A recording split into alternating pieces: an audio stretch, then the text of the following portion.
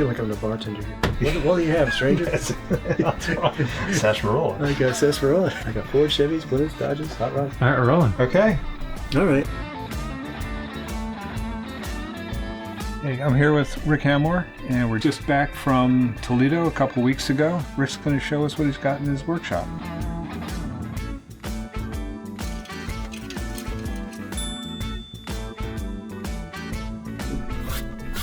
I'm almost afraid to try to clean them because they're... Yeah. This Dodge van, it's been sectioned, chopped. It's got the back of a Plymouth Barracuda, tail lights panel, mid-engine. It showed that this flips up. The seats used to swivel. Yeah, they do. Steering works. And real upholstery. Yeah, it's a washcloth. That's But you get booed today for doing that. Deep shag, you know. Deep shag, yeah. Actually, this model, I took it to the Coliseum, and this model won Best Paint. But the first time I displayed it, this wasn't cut. It was all one piece. MPC had a show in Syracuse. So I went up and I thought, let me try to jazz it up a little more. So after it was all done, I cut and put the hinges, and I did that. After paint. After it was done, I did that. Such a brave move. That is incredible. And I took Syracuse, I didn't win anything. So it was fun.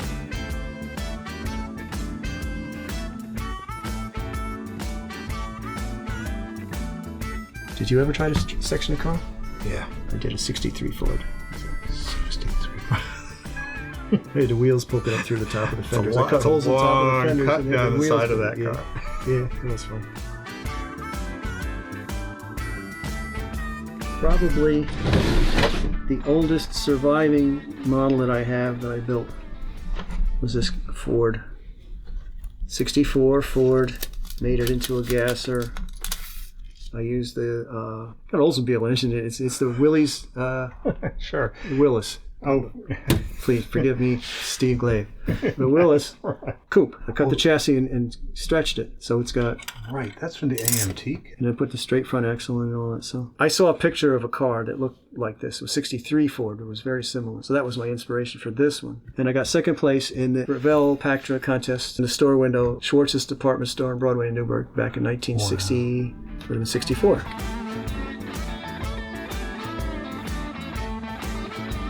How'd you get started in modeling? I remember getting birthday presents, and I got a kit. I remember I built an airplane, cabin cruiser, this boat, a dinosaur skeleton, Tyrannosaurus Rex or something. I don't think I ever finished that. What happened was the magazine that we got, there was an ad in there for the Revell custom car kits, and they had fins and scoops and spotlights and chrome things all over them. And I just stared at those cars. I thought that was the coolest thing.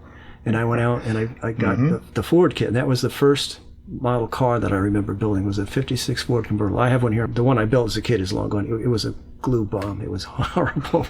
Those kits were fairly difficult to build, but for a kid they were pretty tough. A couple years later I came across my first AMT kit. I bought a 59 Corvette. So I remember standing in the store and looking at that AMT 1959 box. And on the top of the box, there's this custom car. This guy sitting in it, and he's got the scoops and the skirts and the flames and stuff all over it. And it was the coolest illustration, which brought your eye to it. But on the end of the box, there's a little sticker that says Corvette. And I thought to myself, if I buy this, what's in the box? Am I going to get that cool custom car, or am I going to get a Corvette? I kind of figured it out. But when you're 10 years old, these things go through your mind. But that hooked me. The one-piece body, you did your custom work, and what are you going to do? A few decals, screw it together. You had it done by dinner time.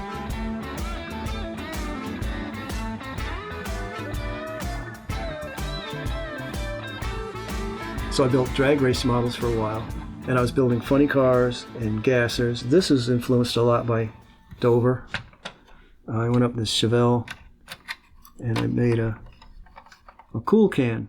They used to run the fuel line through a can, fill it with ice, and keep the cool fuel, make it run better. I used to see those on the race car, so I made one of those. And I opened the trunk so that you could see that I put the battery in the back. There you go. So that's an original 68 Chevelle kit, built in 68. Got a drag news sticker on there. I mean, that's like real East Coast drag car. Yeah, that's when I started to collect promotional models in the mid-'70s. And then I started building stock. 60s were all the great cars. And now I love building custom stuff. I build a little bit of everything. I'm cursed with not having a favorite car nor a favorite subject matter, so I got to have everything. It's a problem. My Pontiac, there's going to be a replica stock, basically. It's going to be a commercial vehicle. I like a lot of the resin stuff because you can build different subject matters. It's Lincoln, it's Model House, 54 Studebaker, Conestoga Wagon, that's resin. The Mercury. This is Paul Heddick's Master, 63 Ford Country Squire. Those are just neat cars to do because they're different. And this is a Jimmy Flintstone resin body as well. T26T. Chopped. Got this idea, this Model House 57 Pontiac sedan delivery at the Toledo show for sale, resin kits. I got these decals. These were something that were in my friend John Slavosky's collection. They're for Cale Yarborough Mercury, but the sponsor was 6-minute cleaners, cleaning at its finest. So this is going to be a dry cleaning vehicle. That's the inspiration of this whole thing, is these decals, which I've had for a long, long time. So I was trying to mix up the paint. My friend collected color chip charts. And I go in there and say, John, what do you got? You got 57 Pontiac? Sure enough, there it is. So I picked out a cream color. That's what I'm working on. Did you always use hobby paint? Yeah. Lately I've been using some lacquers because I can get authentic automotive colors if I'm building a replica stock. So I've repainted some promotional models and colors that they were not available in, so I'll use the lacquer on them. But yeah, I always use hobby paints on plastic. You were probably the first person I ever met that would decant paint. Which means he takes a spray can, extrudes the paint, and then can airbrush it. Well, I still do. Now I'll just take the jar and I hold the jar like this and take the spray can, and it's, I get most of it in the jar. I've been doing it that way for so long and it works. It works. I used to go to Dover Drag Strip, late 60s. And I never raced, I just went up there and took my camera. And I took a lot of photos. And I took photos of all the race cars with the fancy paint jobs. And then I would come home and try to use them for inspiration for my models. That's where a lot of these custom paint jobs came from. So this is called Close Encounter? Close Encounters. This movie title's influence. So an IMC GT40 front suspension. Tornado drivetrain. Where are the ET wheels? I'm not sure. I was stealing wheels out of those IndyCar kits like the Olsenite Eagle. It's some great wheels. And this one is kind of a revised version of that one. It's the same basic idea. That was a Pacer station wagon. With some Pontiac influence from the back. Yeah, the back Firebird. Yeah, just cutting up cars, whatever I had. Inside is, this used to hinge, but now it's just totally removable. Olds Tornado, engine, transaxle, 2 frame sections from Tornado to get the 6 wheels. And then the front is Ford GT, spare comes out. Gotta have a spare. This kit had working steering, which this did at one point. And this is from the late 70s. Yeah. Basically never stopped building. Never really totally from stopped. From day one, you just kept going. Yeah. The dating years, like everybody, they were a little thin. And that's the one that was Scale Auto, early issues. It was featured, and then they had 6 models on the cover, and then the readers picked what the reader's choice was.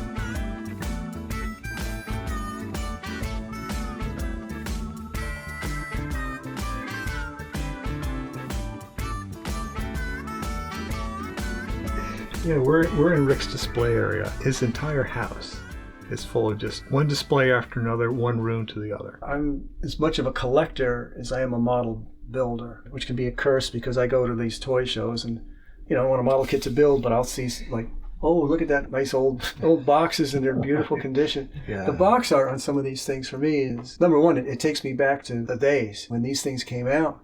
And you would study them and look at those decals and, And when I was a kid, you'd walk into a hobby shop. This is what it looked like. Well, that's partly what this is. And that's what this is.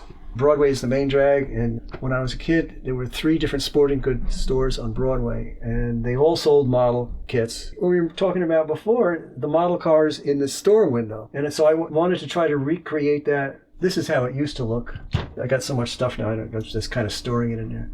But my idea was to make it look like a store window model car contest from 1960, 61, somewhere in there. Basically what's in here is the older stuff that might fit that era. This was built, at the time I had a Ford Escort. I opened a hatch, it would fit in the back of the Escort exactly, behind the seat, between wheel wells. Built to travel. And I took it to Toledo, it's been down to NNL East, it's been several places. So now it's got a home here. So some of these boxes are empty. Some of them have unbuilt kits. Some of them have other cars, parts, whatever. That goes for anything you see here.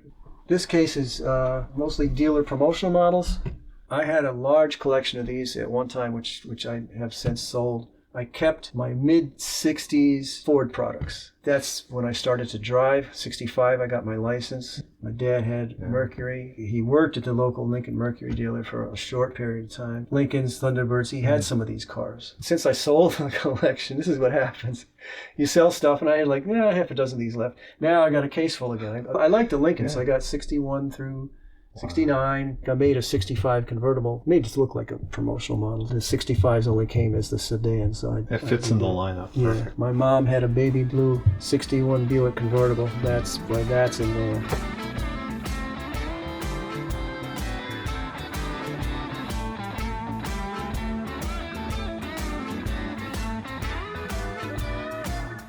Rick, you found a Healy there. Yeah.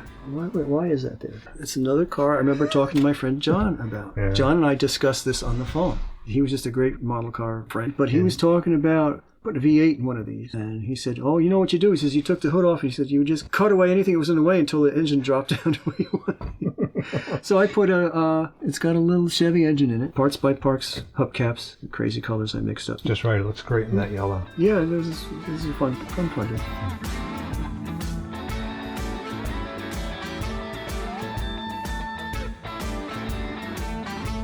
And you can tell Rick likes box art because he likes to build the model based on the box art. Yeah, I've done that a few times. This is one of my favorites. I had more fun building this than almost anything. And I did this maybe, 4 or 5 years ago. Always loved this box. This is from 1960. It was the very first issue of the 40 Ford Coupe. Back then, the models came, it was either molded in black or gray. You built your model, and it didn't look like that. You put the decals on it, it just finally decided I'm going to try to do that. So those original decals, those are like 60-year-old decals on there. Of course, Mr. Speed, I built that when I was a kid. The original, I painted mine red. That's a recent, well, that was a kit option. They gave you the glass and everything. That was a lot of fun.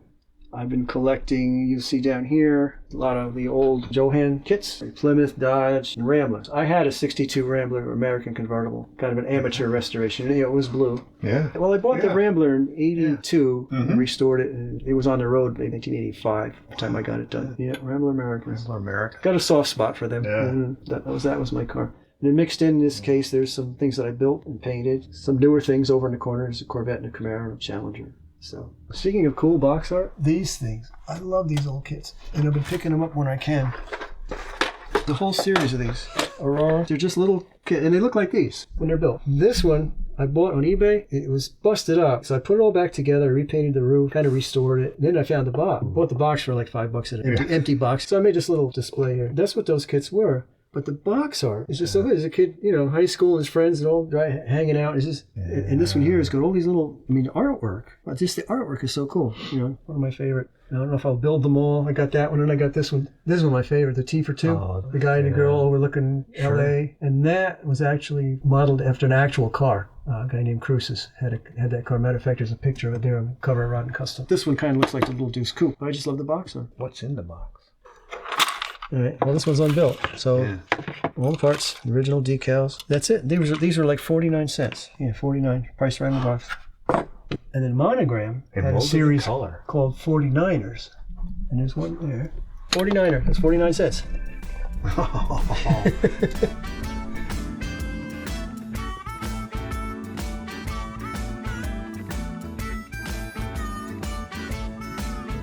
What's this guy? This, forgive the condition. Look at this, it's falling apart. Believe it or not, this one Best in Show in New York, 78. It's a dragster. The back of it is a Corvette and a Model T van. You couldn't get more. And it lifts up. And it's got like a late model Corvette. It's got old wired Corvette engine, Corvair engine. Sorry, not a Corvette. Back then, Star Wars must have been the latest thing. Sure. So I've got these mural. This side's a little better. But all these, spaceships and stuff going on that I airbrushed, and the roof has got the same thing. I will restore it someday. What are the tires? One of those moon scope things, and then very cool. Where is it? I was in the process of trying to restore this, and I got it apart. And I don't know if I'll ever get it back together. But this was Best in Show. This is the last one. This opened up, and it's got a Mustang hatch door, Chrysler engine with 2 superchargers on it. There's 2 superchargers because I had a Chrysler Cross Ram. Yeah. And then instead of carburetors, I put the 2 little Scott blowers that came in the 57 Chevy kit. Engine went like that. This went like that. Something like that. And this had those Richard Carroll tires on your These video. are advertised in Car Model magazine in like the early 70s, and they were like so cool. Yeah. Oh, I was going to replace them with these aluminum wheels. The wheels were pretty deep set. I don't know what that looks like from your angle, but that's... Looking good. Yeah, it had mirrors, it had lights on the top. And the seats are out, getting reupholstered. And it was called? Star Truck. There was that era. You know, like 1 year I did Star Wars, the next year it was Star Trek, Star Truck. What's the reflective material? We used to call it twinkle tape. It's just a prismatic tape. Guys would put it on their car back in the 70s. You could buy it in the auto parts store. I used to do some lettering. I made signs with it, cut letters out with it. It was popular.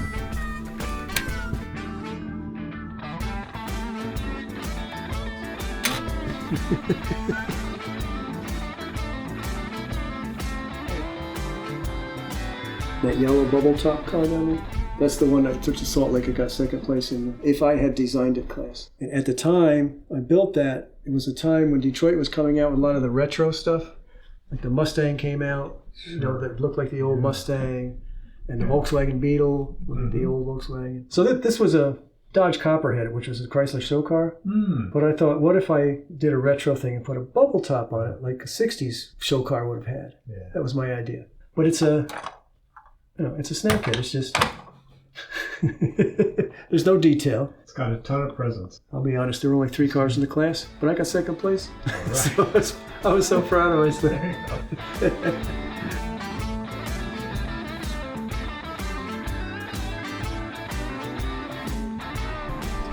This El Camino, I was telling Doug before, this model was built by Irv Arter Jr. Built some great models. I've seen him at Toledo over the years. Another one of those guys you see going to the show. It's worth going to the show to meet people like him. We were packing up our models at the NNL, and I had a 40 Ford sedan that he liked. We got talking about, well, we trade something. And we wound up, he took my Ford, he gave me his El Camino. So I just think it's kind of cool to have something that someone else did. And one of my favorite cars, beautiful job. So thank you, Irv.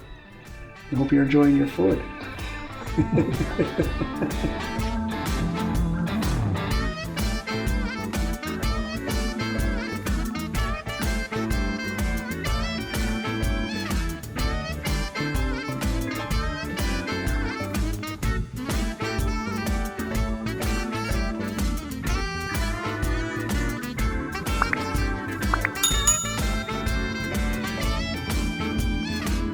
So